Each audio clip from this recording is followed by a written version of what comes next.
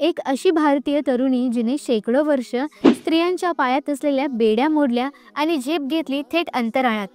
भारतातील हरियाणा स्थित कर्नक नामक गावात 17 मार्च 1962 रोजी एका मुलीचा जन्म झाला. मुलगी तशी हुशार आणि चुणचुणत होती, पण तिचं लक्ष सतत आभाळाकडे असायचं. तिचे खेळ म्हणजे ती आभाळात उडते, अंतराळाचा शोध घेते असा अभिनय करणे. तिच्या या निरागस कल्पना विलासाचं तिच्या पालकांना कौतुक वाटत होतं, म्हणून त्यांनी तिचं नाव ठेवलं कल्पना. कल्पनाला लहानपणापासूनच अंतराळाचं आकर्षण आणि कुतूहल होतं. तिचं कुटुंबही पुढारलेल्या विचारांचं होतं, त्यामुळे तिने पंजाबमधून अंतराळ अभियांत्रिकीचं शिक्षण पूर्ण केलं. पुढे त्या अमेरिकेत शिकून नासात रुजू झाल्या. 1994 साली नासाने त्यांची अंतराळ मोहिमेत निवड केली.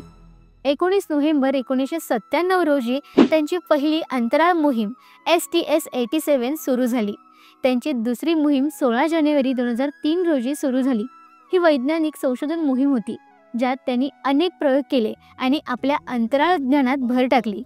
1 फेब्रुवारी दरम्यान पृथ्वीवर पुन्हा परत असताना पृथ्वीच्या वातावरणात प्रवेश होत असता घडलेल्या यांत्रिक त्रुटीमुळे त्यांचा आणि त्यांच्या सोबतच्या 6 अंतराळवीरांचा मृत्यू झाला.